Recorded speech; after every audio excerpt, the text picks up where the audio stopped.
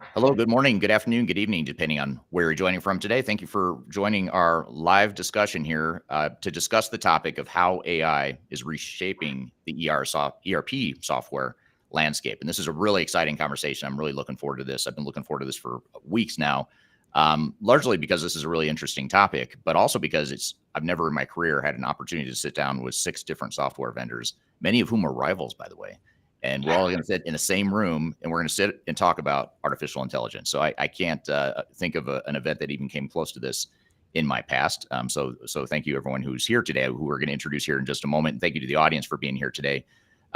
Real quickly, I'm going to jump into the questions real quickly here because we've got a lot to cover. We've got a lot of really smart people, knowledgeable, experienced people on the line here. But real quickly, before we get into the topic here, which is AI in the ERP software landscape, I want to turn it to Christian real quick from the Technology Evaluation Center team. And the reason I want to turn it to him is because these same software vendors that you're hearing from here today are also going to be at an event that TEC is hosting called the Enterprise Software Showcase. So Christian, I'll let you maybe describe what that event is. And I'm also going to put up a QR code up on the screen that people can learn more and register while you're explaining that. Excellent. Thank you, Eric, for the introduction.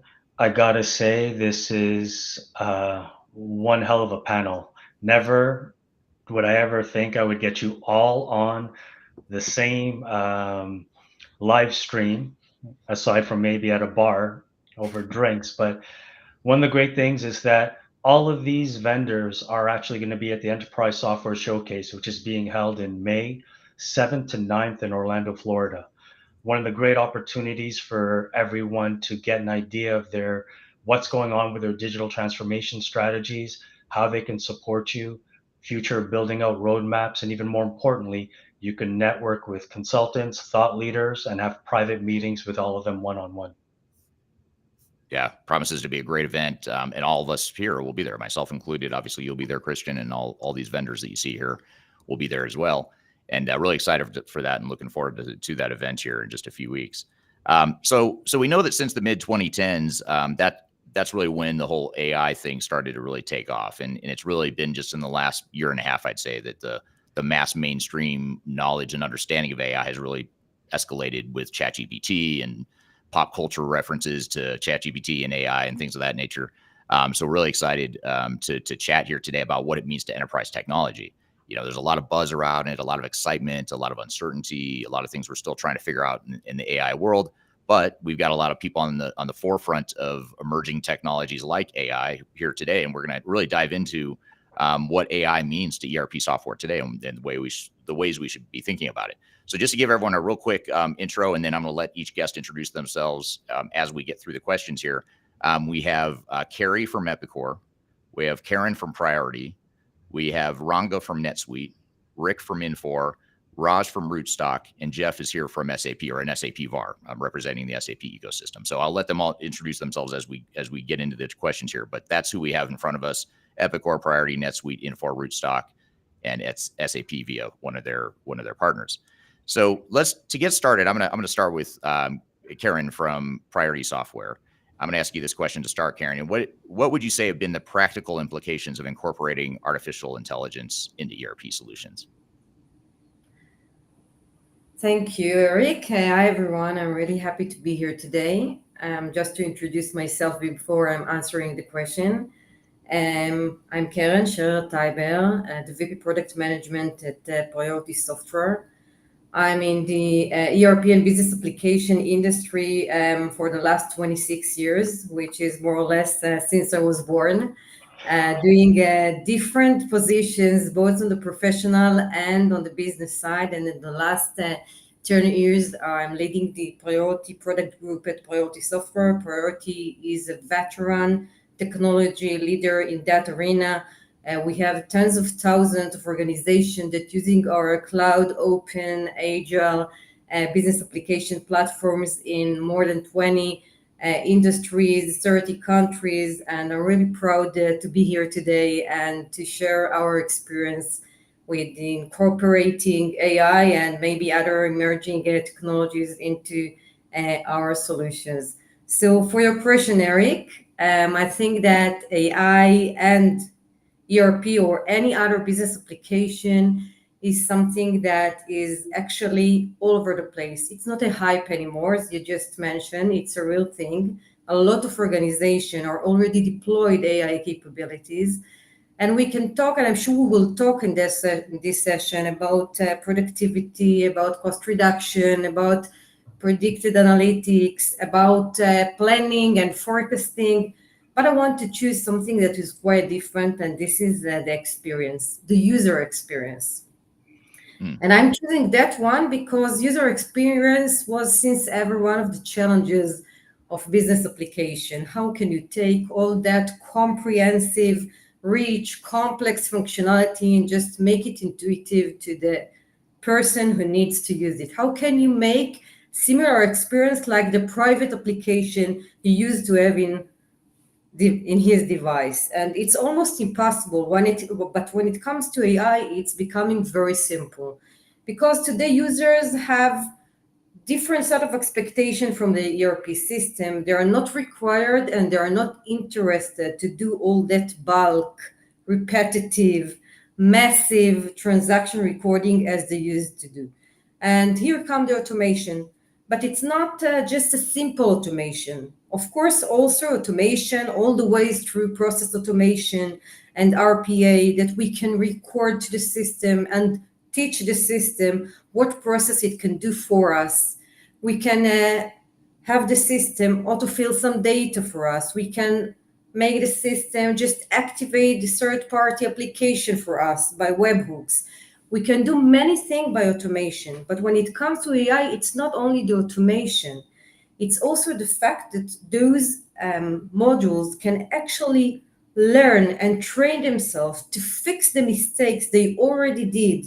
And maybe some mistakes that if a human being have done those transactions, he will also have. So we reduce the errors of the human being, and we actually have an extreme innovative digital experience for the user itself. And it's not end on that place, because AI also can think faster and take into consideration a lot of data that a human being maybe can do, but it will take a lot of time and not will be in a real time. So when you are getting insight from the system and you can do whatever you can do whenever you're looking at transactions such as upselling the point of sale or whatever, then you really improve everything in your organization processes. So that's part of the experience. I can talk a lot also about personalization and the fact that the system can just learn and monitor the user behavior and make sure that the workspace, the UI workspace of the ERP is exactly what he needs, and he is not enjoying or suffering from all that rich and busy forms of an ERP system. Yeah, no, that's great. And Kerri from Epicor, what are your thoughts on that too? What are some of the implications of incorporating AI into ERP softwares, and how do you guys view that at Epicor? Yeah, happy to talk about that. And thank you so much for putting on this event, because I think it's really important to get the message across that ERP should be at the core of your AI strategy. So, Kerri Jordan, I'm the Group Vice President of Product Management at Epicor. Epicor is a $1 billion. Actually, we just surpassed our $1 billion mark. There is a press release that went out this week, so we're really excited about that. Our CFO is actually at the New York Stock Exchange talking about it right now. Congratulations. Thank you. Thank you. So we're a global provider of ERP solutions for what we call the make, move, sell economy. Those are manufacturers, distributors, building supply, retail, and automotive aftermarket. And when it comes to incorporating AI into ERP, the reason I say it should be core to the AI strategy is because that's where all of that critical business data is. And it should be, because it's in the ERP, already structured. So there's a sophisticated data ontology that allows you to apply AI in a way that reduces hallucinations, that provides accurate responses, so you can use it in business, consequential business decisions. So very, very important. We've already seen, are many ways in which AI has already been incorporated for years with ERP technology, such as MRP. It's an expert learning system. It learns from past production runs. And as advanced material requirements planning goes, it allows you then to run those production runs much faster because it's learning over time. AP automation, another great example, incorporating optical resolution scanning, right? So that it can incorporate that information, feed it into ERP, automating these systems. But with generative AI, this is where it gets exciting. This is where we can really start to push the bounds and create new customer value we've never seen before. An example, really easy one, would be incorporating generative AI into a learning assistant. So you could apply the generative AI to your learning library. This is something that Epicor is doing. And you could just ask very simple questions, especially if you're a new user of the ERP, right? You could say, how do I create a part? How do I do an order entry? And it will respond in very natural language ways. So just, again, beginning to scratch the surface at so many really exciting ways we can incorporate or AI into ERP, which are the screens that your users are comfortable and already familiar with every day. It's the back office transactional data that feeds into AI as well, which makes the AI models learn better and work better in that regard too. Exactly. Yeah, that's super interesting. Before I turn it, I'm going to turn it to Ranga from Oracle NetSuite here in just a second. But before I do, just real quickly, I'd be curious to hear from the audience. I know we've got a lot of people on the LinkedIn Live right now, on the YouTube Live, Facebook, Twitter, X as well. Love to hear from you guys. What are you seeing in the AI world, or what are you most interested in the world of AI and ERP? And love to hear that in the chat here. And also, speaking of the chat too, if you don't mind, if you have any questions along the way, just drop those in the chat. We're going to get to some of those questions, and we'll kind of open it up for discussion as we go here. And also be interested to hear where everyone's joining from today too. I know I'm asking a lot of questions here of the audience, but just drop in the chat what city and country you're joining from, if you don't mind. And we'd love to hear from you there. So Ranga from Oracle NetSuite, what are your thoughts on this whole topic? Yeah, thanks, Eric, and thanks for. It's great to be on this panel with a great set of rivals, as you put it. The Ranga Bodla, I run field engagement and marketing for Oracle NetSuite. Actually, a 14-year veteran of NetSuite. So about 7 years prior to the acquisition by Oracle, and then 7 years after that.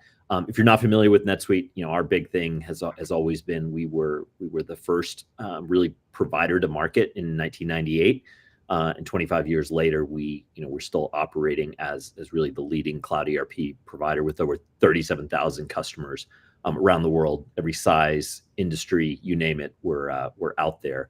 Kerri, I really appreciated your comments about incorporating AI into the ERP, and I couldn't agree more.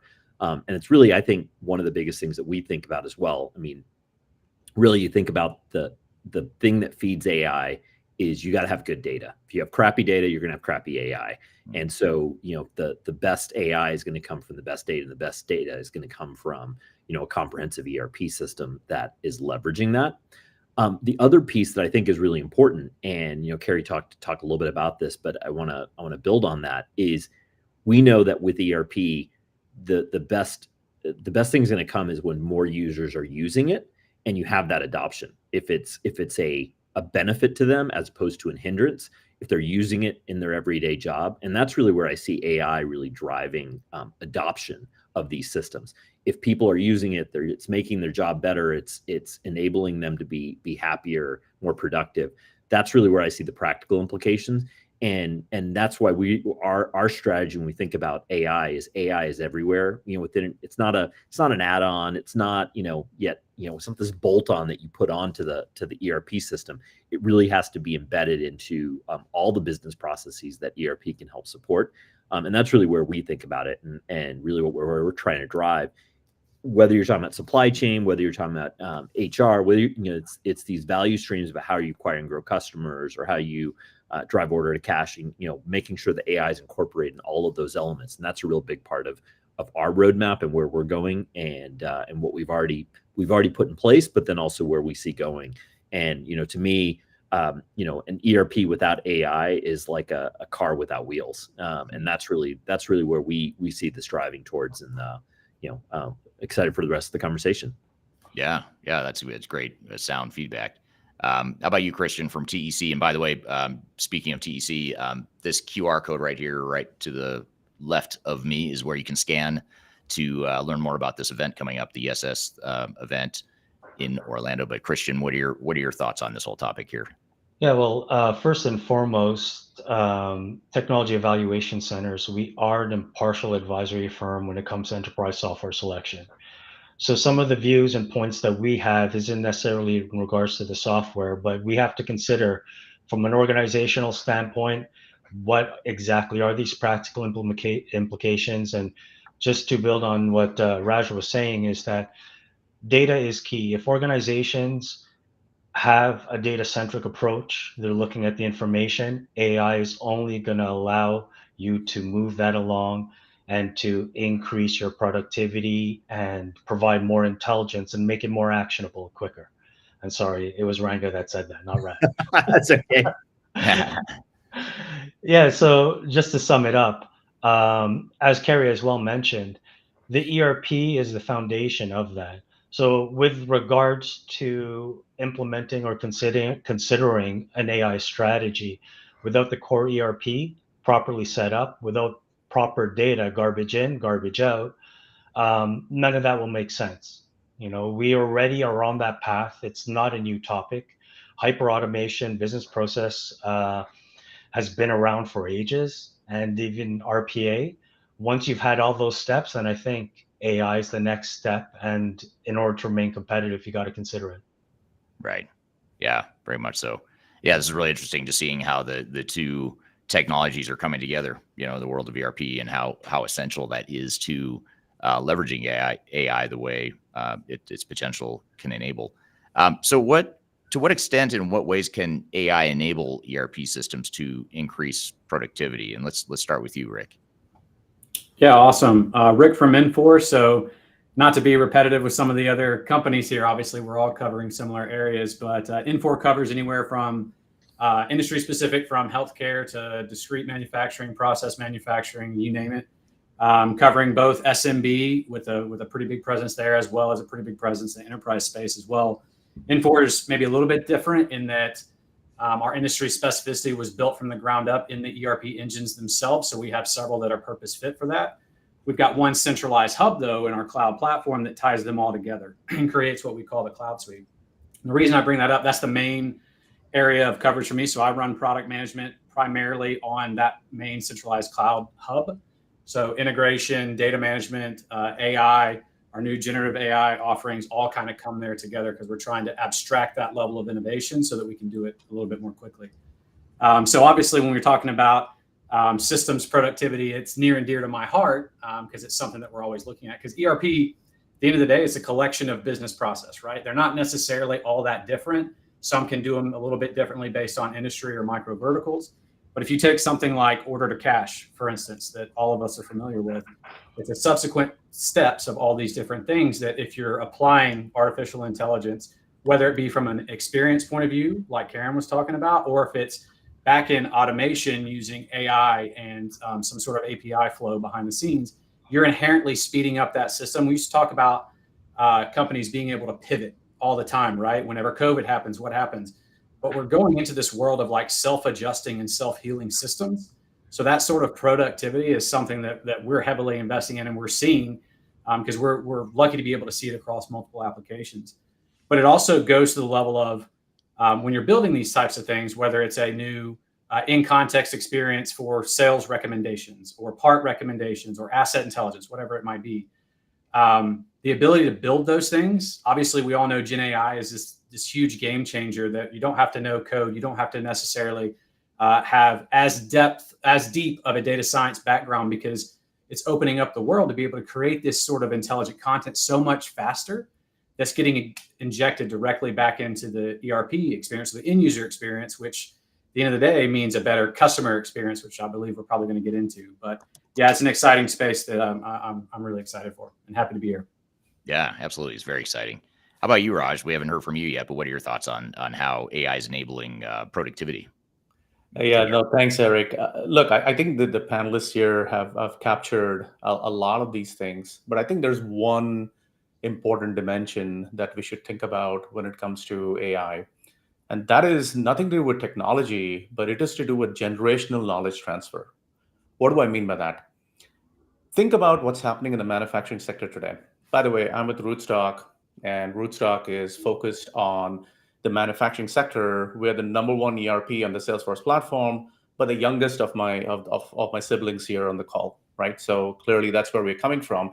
What we're looking at is an entire new generation is coming into the workplace right now. And manufacturing as a sector, is skewing demographically towards a lot of the knowledge and experience actually exiting the workforce very soon, right? I mean, we are looking at a lot of gray hair, more than mine, but they're already retiring right now. They're coming to that age. So what do we do, right, from an AI standpoint to make sure that this experience, which is so valuable, is not lost? So we're looking at AI as a way to capture the learnings from that, generation and transfer it seamlessly to the younger workforce that's coming in. And everything that we end up doing, whether it's predictive investment, generative investments, is a way to accomplish that. Essentially, think about this. It's the training wheels that we need to provide to help adopt it. And I believe it's incumbent on all of us here on this call to not to hype up this technology more, but to really look for practical usages, especially for conservative, risk-averse industries who are already sick and tired of the hype. They don't know what to do with it. I can't run my business on generative AI. I'm sorry, right? It's a portion of this problem that we have to solve. But I think we have over-indexed so much on the hype that we're forgetting what the practical reality is.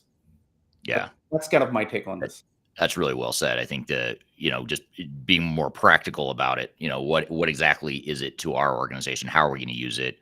Even just educating, why is everything we do in the transactional side of things, why is that important to AI, and how does that affect AI and that sort of thing? So you're right. There's a big human component that we've got to work on here, rather than, I think we're getting past the hype now. Okay, we all get it. AI is a big deal. We're all excited about it. Now, what does it mean? I think that's where we're at right now, is let's understand what it means. And I appreciate you guys are doing a nice job helping us understand that. And then last but not least, the last guest we haven't heard from yet is Jeff. So Jeff, I'll let you introduce yourself and answer that question too, if you don't mind. Yeah, thanks, Eric. Thanks for having me. So I'm representing SAP. I'm with Cognitus. We're one of the SAP Gold partners. SAP is run on a network of partners, thus me being one of those. So I've been doing the SAP implementations and different things for about 15 years.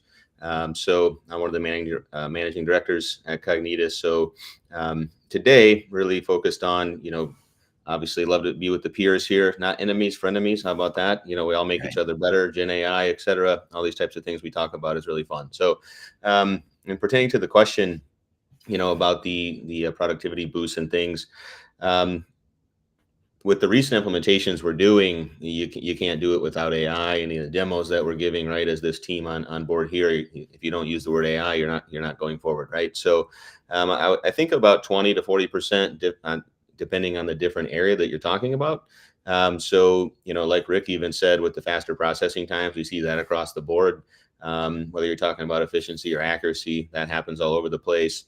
One of the biggest ones we've seen, especially in the SAP space, people think of that as kind of a large ocean. I got to memorize these T codes and things like that.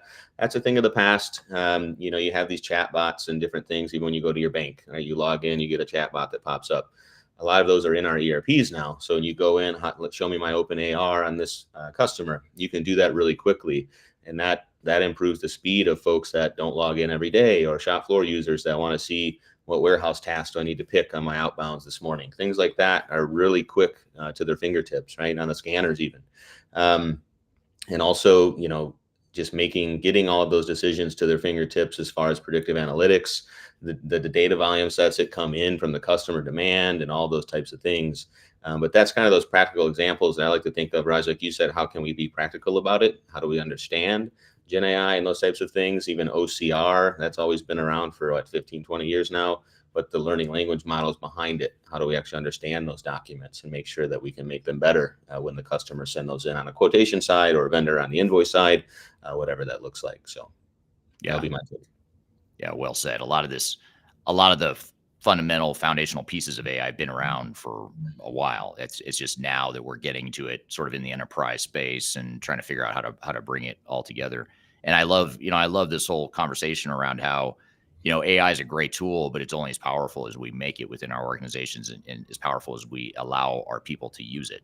And so a lot of that's going to be defining for people. How are we going to use AI? What does it mean to this organization? And what's that process going to look like? And I'd say there's a heavy component of organizational change management to organizational design, and really just helping define those detailed processes and how AI is going to be leveraged. Because it's not just going to do your job for you. It could do a lot of your job for you if you instruct it and if you do it right. But there's a lot of human interaction that has to go there.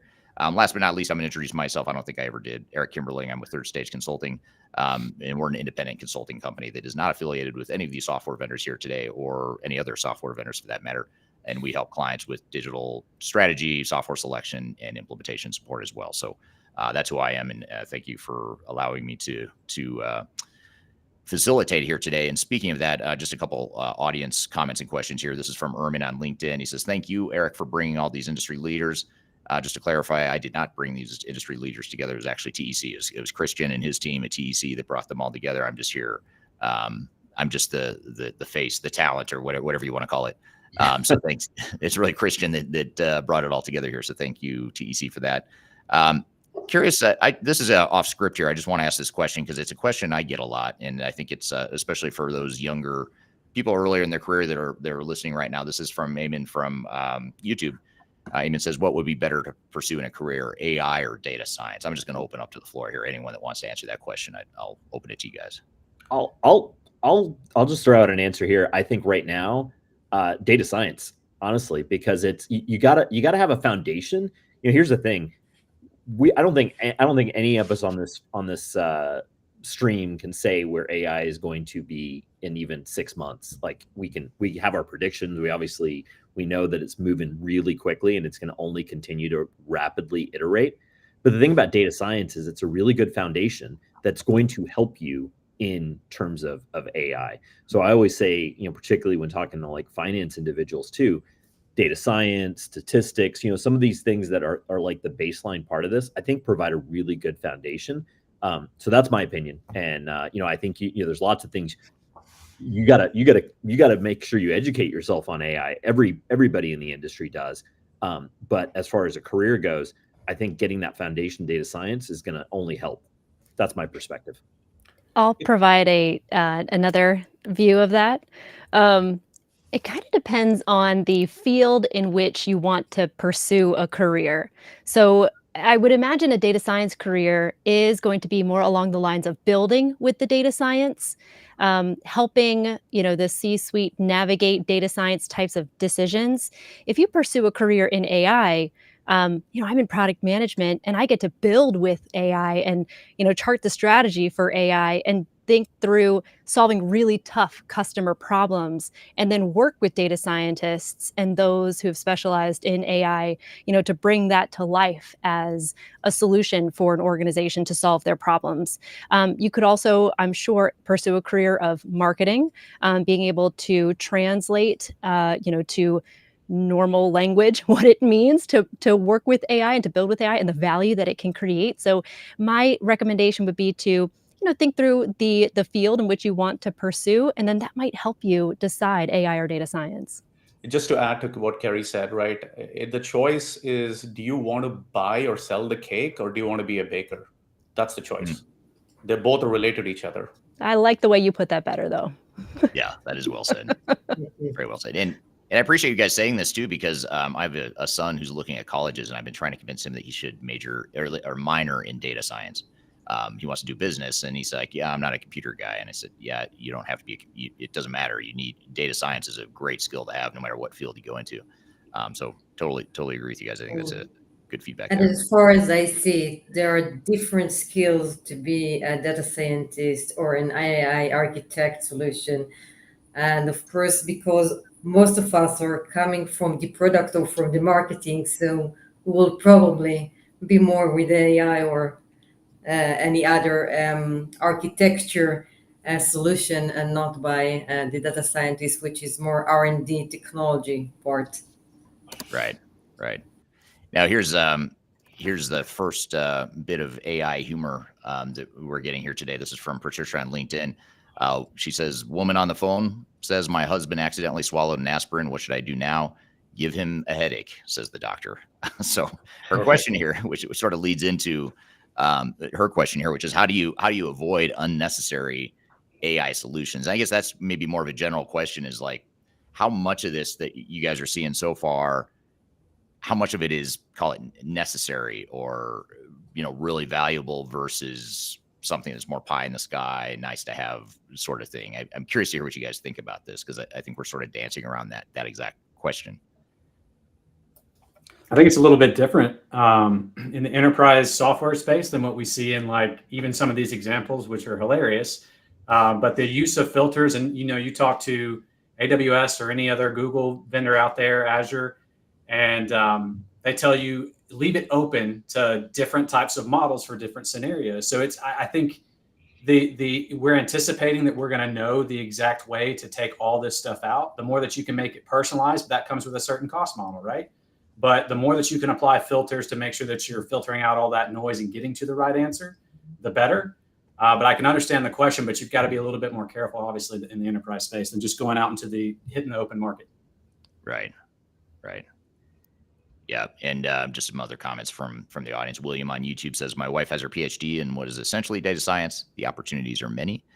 And this is from Syed from YouTube. Is AI is to help ERP bring data, document communication, and knowledge in a single database so customers can get actionable data. And I assume he means employees can get actionable data as well. So great stuff there. This is I'm just getting to some of these really interesting comments from the audience too, because I think this adds some color to what we're chatting about here. But this is from Shmuel on LinkedIn. Shmuel says AI should assist the CEO in understanding how the organization is running, highlighting the major problems such as cash flow issues, etc. Now the CEO is not using the ERP system, but if you will, the entire organization will use it too. So that's a really interesting point. If you can get the executive team on board with the benefits and the value of AI, and they actually start relying more on their ERP system rather than just relying on a report that someone manipulated out of Excel or whatever. I think that's a great opportunity for people to really embrace it. And sort of speaking of that, along those same lines, I want to come to you here, Ranga, as far as how can ERP systems help reduce operating costs? Have you seen that? It's sort of similar to the previous questions around increasing productivity, but here we're talking about operating costs. Do you think there's an opportunity for AI to do that within the world of ERP? I definitely think so. And I think your point or comment just about the CEO side is, that commentary about adoption. If the executives are using it, then that just means more folks are going to be using it. And then, then you're not splintering and putting things elsewhere or creating data silos. But I think there are a number of different areas where I do think it can help drive an improvement in operating costs. And I think some of it is just automation. Again, we've always said with ERP, there's always an opportunity to do automation, and AI just furthers that in my perspective. Automating of routine tasks, getting better inventory management. I think actually, I can't remember who, one of the other panelists actually made some other comments about on the manufacturing side. There's things on procurement, but I do think that right now in particular, we are in a talent shortage. And, one of the things that, that people are being asked to do more and more. And one of the ways in which, instead of having to go and hire, or you can't necessarily find those hires, you can drive that out of, the increased usage of the system. And so I think that's one of the areas where you can actually reduce costs, by taking some of that automation on. Just to add to what Ranga said here, Eric, right? We're in the middle of a fantastic technology sandwich, right? Let me explain what I mean by that. It's all food related stuff now. There's disruptions that we thought that AI is going to do on the low end of the market. Mainly, we think about from the world of automation, we thought, repetitive tasks and things like that is the first thing that AI is going to come for. But not only did that not happen, AI actually went on the high end, right? So this is about conceptualization. Think about what generative AI can do, right? Which is about writing stuff trained in the corpus of whatever is available in the World Wide Web. So you're getting this fantastic squeeze of AI on the high end, right? Where copywriters are losing their jobs right now. It's like, why would you go for a copywriter right now? It's been insane, right? For those of you guys who have seen this. And then on the low end, you have robotics that's taking over all the automation bit. So it's kind of an interesting shift that's happening in the market with this technology sandwich on how will our customers adopt to this new world where the classical model of how you think about technology, maturity, growth, and so on is no longer working. Now, not that I have answers for it, but I'd love to sort of get your take and the panelists' take as well on that. Yeah, great question. I turn to the other panelists here. What are your guys' thoughts on that? One of the things I think is really compelling is that all of us right now are in this moment where we get to decide the future of AI in our industries and our technologies. And it's really important that, so that we're not using AI for AI's sake, but using it to create real customer value, that we all lean in and participate and identify those areas where there's a responsible use of AI to lower operational costs, to increase cost savings, to reduce carbon emissions. Like, there are some really tough problems of our time, talent shortage, but with the use of AI, we can really tackle them head on in ways that we've never been able to do before. Yeah, and to build on that a little bit, because I completely agree with Kerri, and to the previous question, yes, there's always going to be this sort of like squeeze of cost, and automation and AI enhancing that is always going to be there. How can I make this process run more efficiently, faster? And for instance, like we've got some examples of like service job costs going down because we can do in context product recommendation for first time fixes, and there's been 30% decrease in costs for customers for that. But at the same time, we've seen actually and arguably a whole lot more of new opportunities develop in business models as opposed to the cost constraint. So we're starting to see that shift in a lot of our customer base to say, yes, it is about cost constraint, but once we see the benefit, oh, wow, there's all these other markets that we can go after and all these other opportunities. And heck, it might increase our costs a little bit.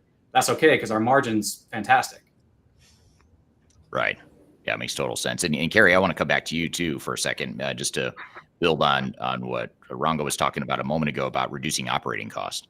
How in addition to solving some of the world's problems or things we've never thought about before that you just mentioned, how can AI help companies reduce operating costs? How do you see that unpacking?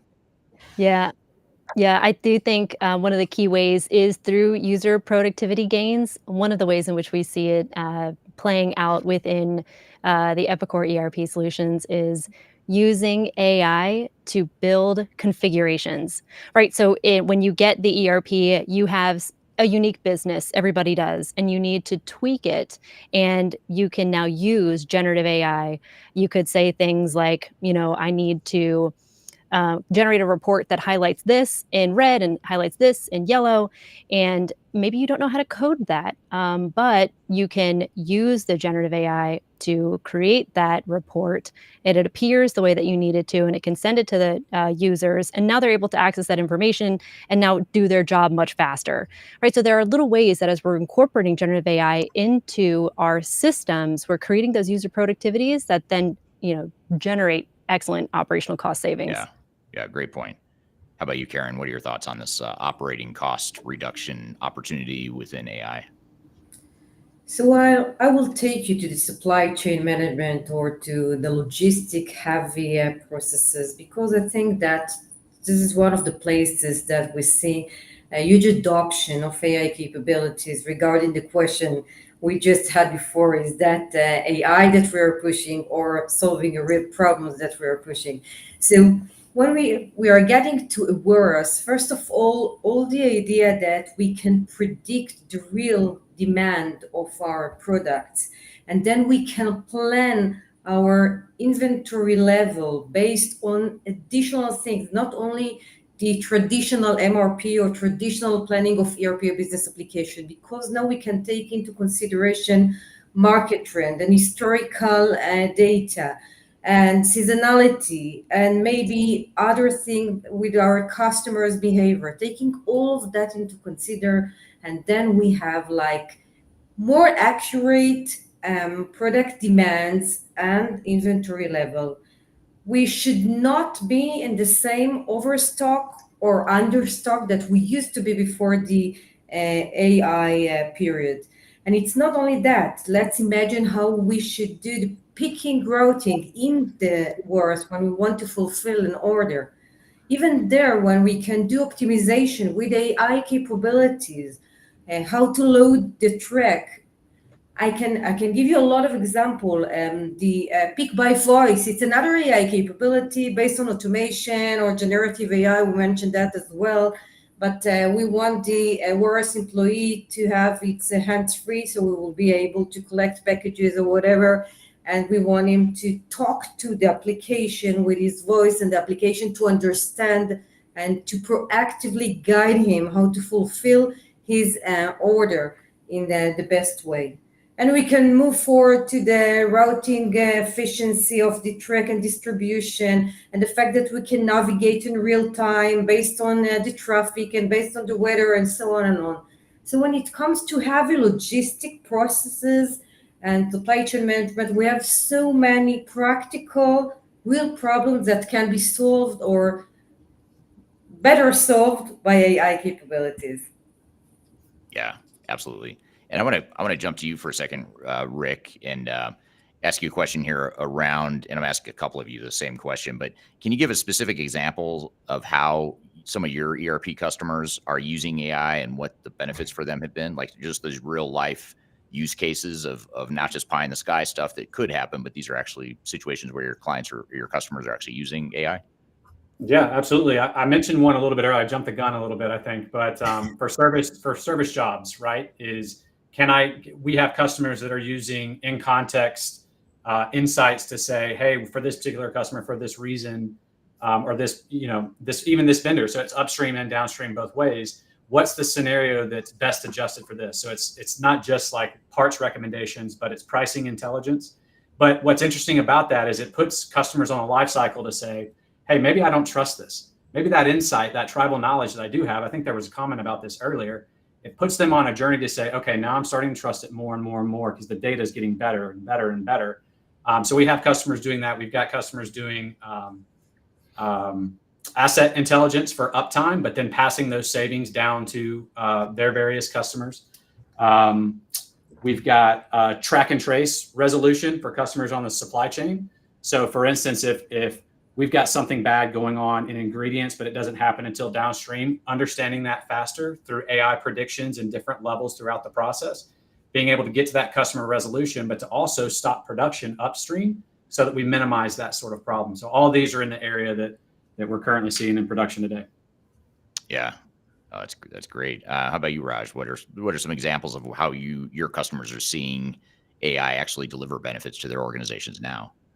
I'll give you one real great story that we just saw a couple of weeks ago at our conference called Rooted In. So one of our customers, I'd say he because it was the president of the company, and I listened to him speak on that.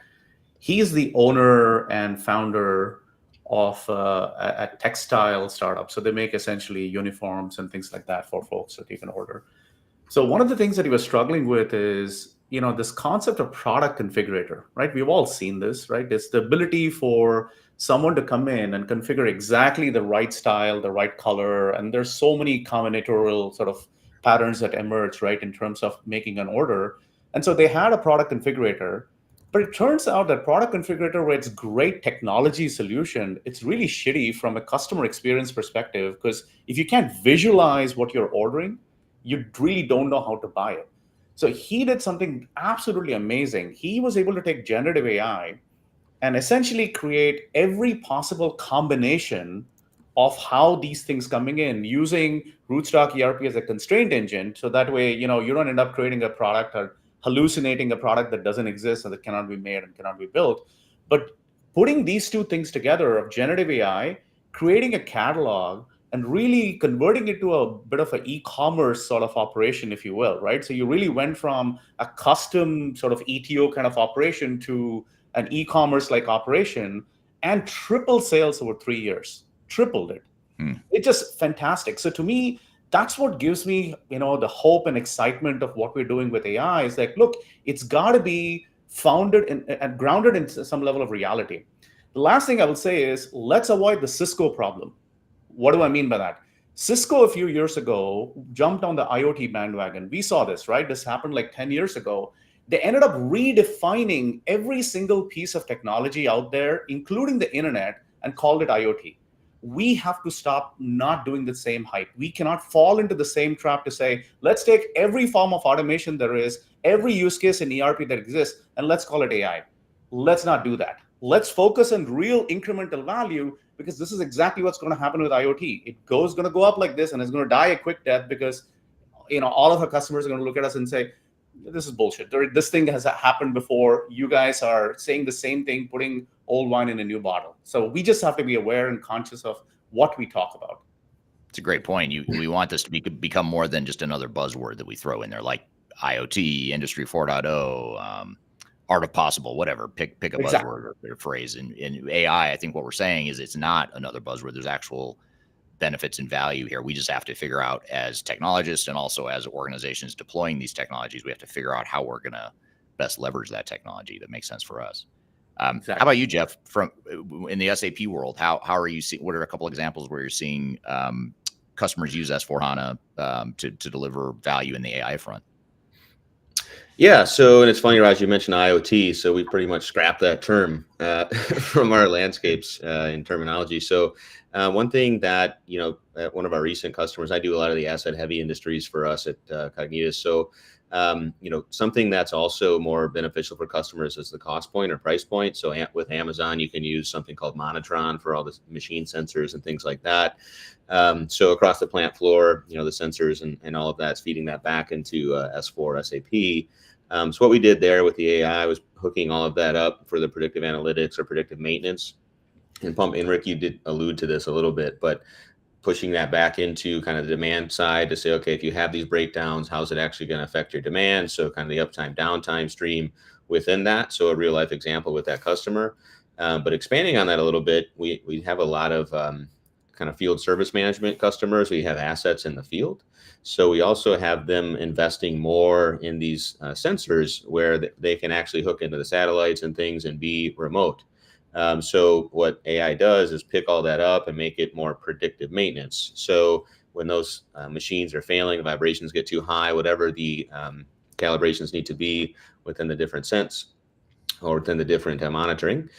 So those are feeding back into their systems and also back into SAP, so that different notifications are being created. They have like a ServiceNow, let's say, a portal, or even any SAP system, doesn't matter what it is. It's really system agnostic. Then those tickets get sent down into SAP. We start building all of that data up. It gets sent back out to them, because it could be certain warranties need to be evaluated. You want to make sure that, your cost savings, you're not just fixing things for the sake of fixing things, and you're increasing your equipment lifespan, things like that, because these asset heavy industries, that's where your main cost is. You also want to make your customers happy. That's the end of the day, your revenue streams and all of that. So that's a very specific use case that we really started honing in on more and more recently, because it's funny, Raj mentioned the IoT. That wasn't really necessarily really ready for prime time when that came out, but now it is. So that's been in reality recently.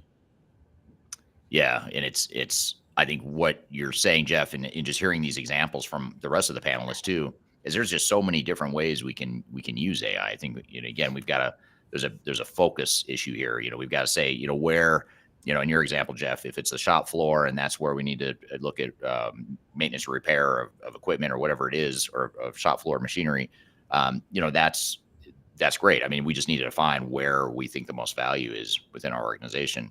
And I want to actually pull up a comment that's really, I think, kind of highlights this point a bit. This is from Billy Jeans on YouTube. I don't know if that's a Michael Jackson reference or if it's a jean company. Either way, if that's a jean company, that's a great name, by the way.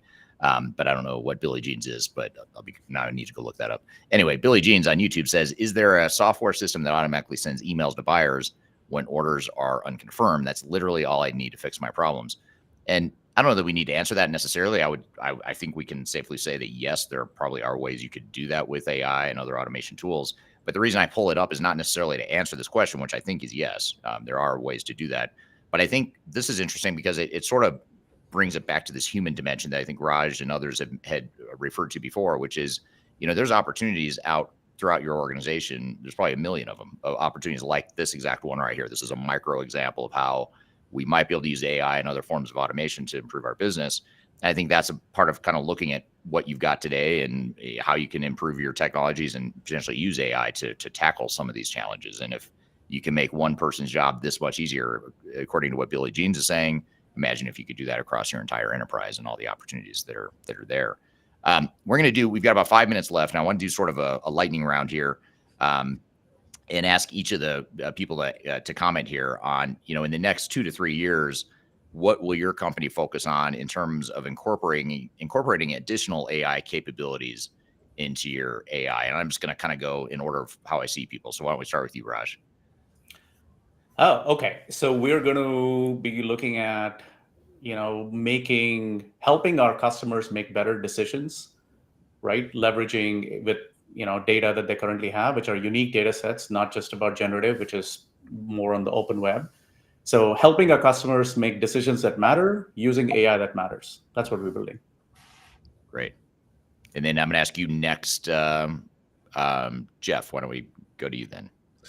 Yeah, sure. So for our company, we are developing some products on the inbound side for sales contracts and things. But what I will say a major focus of ours right now is increasing the speed of implementation. So someone mentioned that earlier. It's not uncommon, but certainly, if you're putting data in these questionnaires, everyone wants to implement software faster, and also realize the value much quicker, right? So predictive analytics will be there. Different things are going to be coming in. And a lot of that will be built within the software from different companies, different ways. But for us, a major focus is, hey, if you answer these 10 questions, we can speed up your implementation by, I'll just say 10% or whatever it is. And that's a big focus of ours. Make it more accurate as well. Yeah. How about you, Kerri? Yeah. First of all, Billy Jeans, I feel you. It's like, I feel like that came from a place of frustration. And that's exactly what we hope AI to be able to solve for, right? Those kinds of daily challenges that could be automated. And that's what we're going to be focusing on doing at Epicor. We're calling this cognitive ERP, and that is infusing AI and contextual intelligence throughout all of the operational workflows and connecting that data that is the backbone of your organization to others across the business so that you have a flow of data, a common thread, and a source of truth so that you can automate from system to system.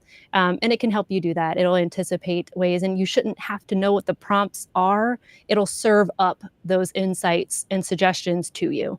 Cognitive ERP is what we're calling that. Cognitive ERP. That's very cool. How about you, Rick? Yeah, so it's a little bit similar, and we call it the connected intelligence experience. There's been a lot of emphasis in what does it mean for the end users today. I think we read one comment about CEO dashboarding and whatnot. We're working on how do you bring that intelligence and create these advanced personas for those that may not be advanced in these technologies, right? They don't necessarily care where these answers are coming from.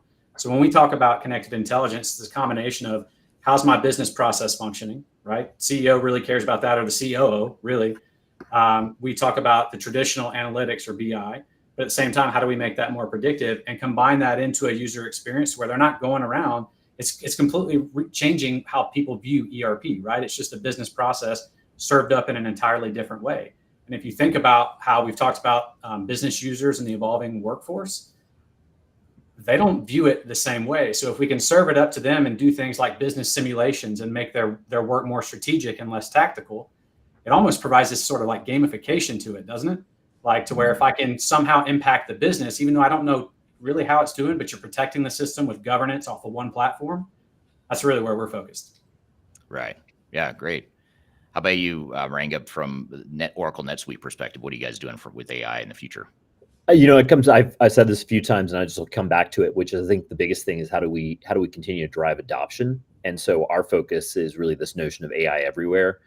We think about AI across the suite, and thinking about, as we think about the value streams of how people use our system, whether it's acquiring and growing customers, creating and delivering products and services, hiring and empowering employees, or optimizing cash and profits, thinking about AI in each of those use cases, and how do you then drive continued adoption? And again, it's not about yet another thing or another task I've got to go take on, but how do we make the job easier and also make and drive adoption and increase that within all of our users? So that's really going to be our focus and where we're going to be really driving over the next couple of years. Great. And then how about you, Karen, from Priority Software? What's your perspective on the future of AI within Priority?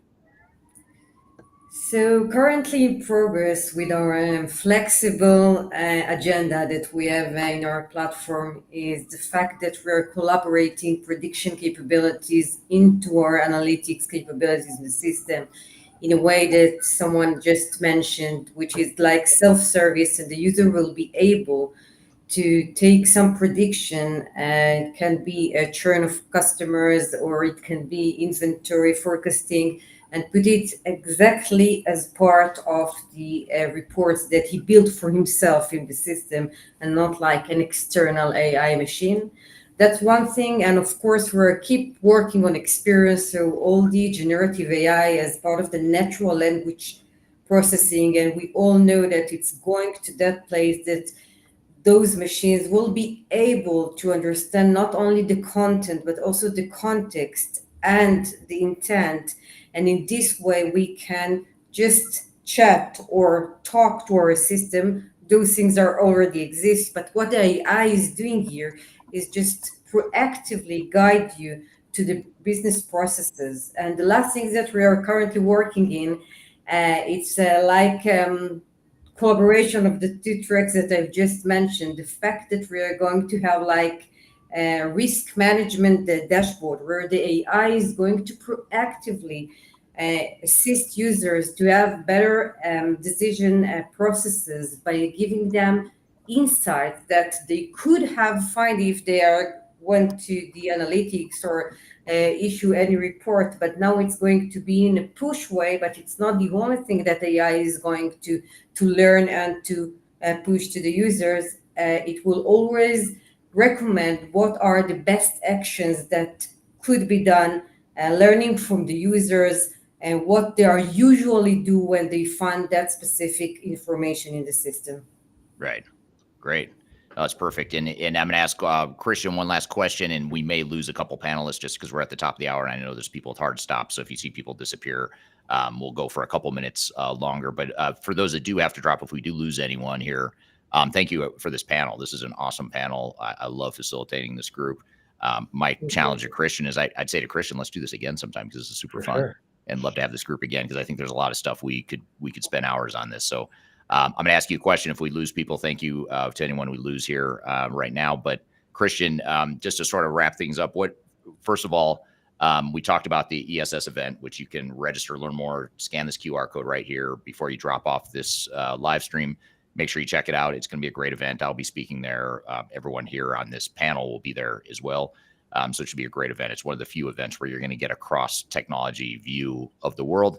But I guess just to wrap things up, Christian, what do you see the future as AI? You know, you guys, both TEC and Third Stage, we work with a lot of different technologies, a lot of different customers throughout the world.